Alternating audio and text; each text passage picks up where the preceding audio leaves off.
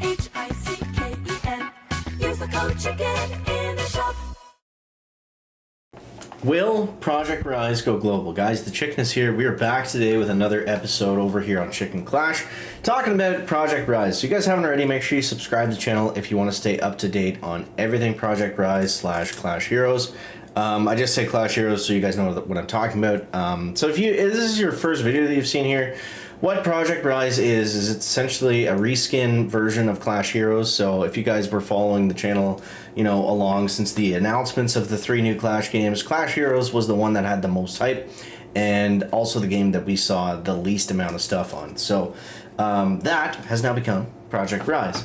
So with that being said, what I want to talk about today was the potential for this game to go global, because obviously that's what everyone is going to be wondering and thinking about for this game. That's the whole purpose of the testing and stuff. So the gameplay I've got over on this screen over here, this is pre-alpha footage that we just had a playtest for last weekend and the weekend before. So this is a very raw version of this game. Obviously there's going to be changes and that kind of thing. So don't look at this and then judge the game based on the gameplay you see here. This is just kind of what it's going to be about. So with that being said, does the game have the ability to go global? Now, a little bit of context. I've been covering Supercell games for close to 10 years now. I've covered some of them that came up and then died, especially a lot of those recently. And I've covered, games that went through their beta journey onto releasing global, like we saw in Brawl Stars. And yeah.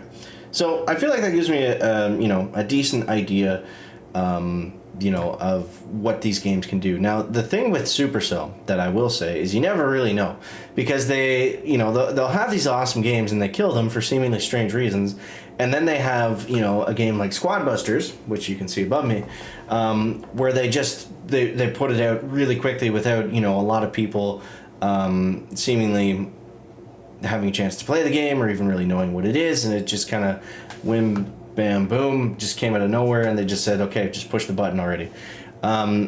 So, I don't know.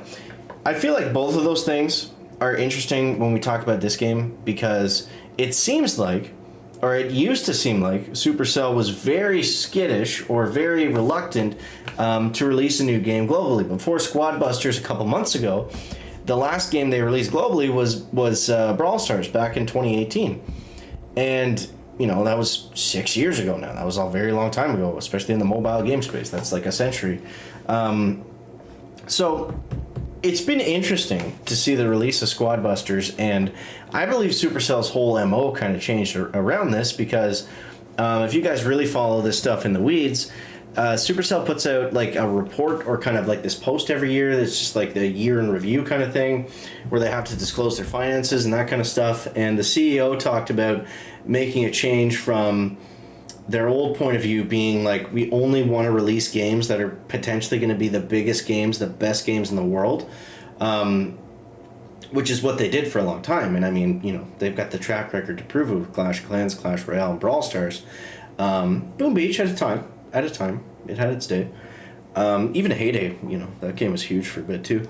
So they've got the track record to think like that, but I feel like that just doesn't work in 2024 anymore, because there's just so much competition, there's so much money, there's so many gigantic companies with these gigantic, Raid Shadow Legend type, marketing budgets, that even if the game is not the best in the world, you can't really compete with that. It's just going to be everywhere. Not saying that it's a bad game, just it's just kind of the way it is now. Like the games, like the bar has been raised so high, and I think Supercell recognized that. And in that report post thing, where Ika, the CEO he was talking about, they wanted to kind of change stuff. They wanted to take more chances. They want to be riskier, and I think that's exactly what we saw with Squad Busters. They're like, okay, just push the button. Let's see. Now, I don't think when a game goes global, it really has the chance to be killed. I think things would have to go pretty bad for them to actually pull the plug on a game, because that'd be a lot of wasted time and resources. So I don't think it's risky in terms of, is the game going to stay up or anything like that.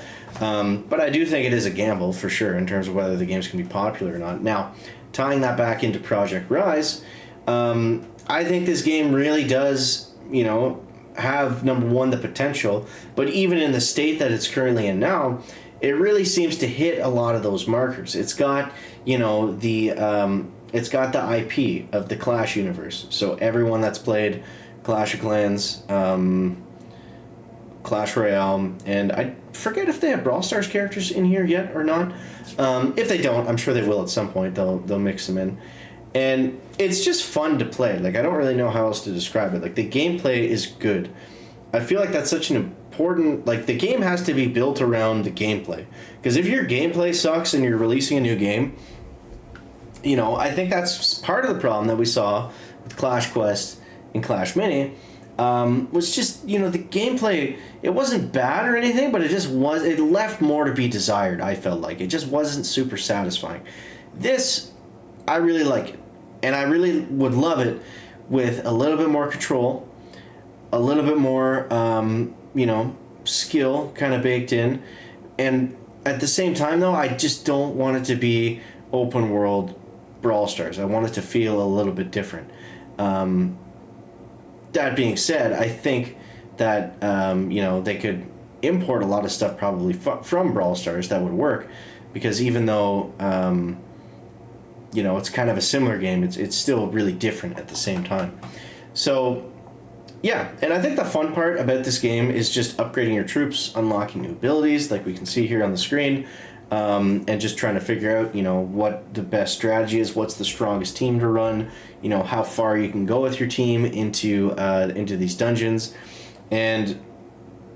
the world is really cool too, because that was one of the things that I always used to say coming into Clash Heroes was it's kind of like a new take or a new vantage point on, these Clash universes that we've all, played for years. So to see that from a new angle or to experience it in a different way, I feel like is really cool. Yeah. So will the game actually go global? Now, being that it's only in alpha testing, it's impossible to say right now. My gut feeling, and based on my experience with these games, is this is a game that they want to go global, because every other game that we've seen them release kind of like this has just been a open beta for a very long time. And I think they've come to realize that simply doesn't work. If they really want a game to go global, there's got to be some hype around it to play it, because a lot of people didn't even get a chance to play Squad Busters before it went global. I think that was one of the main detriments of Clash Mini, was that it was around for so long. People have played it, picked it up, said, okay, I'm going to wait for global, and they just let it, come out for so long. The hype kind of died for it, because people had already been playing it for a long time and they'd seen it. It wasn't anything really new. It'd been on the market, it felt like anyways, for like 2 years. So it seems like they're taking a different route with Clash Heroes, where we get these little snippets here, these play tests, and then maybe they close it down until they, release the game globally. Because how many people would download it just to check it out? And then, if it's good and people like what they see, then, I feel like it's nothing but just a net positive. And I think that really is the way to do it if it is going to go global. So my hunch is it is. If I had to take a stab at a guess when, I would honestly say within 1 year.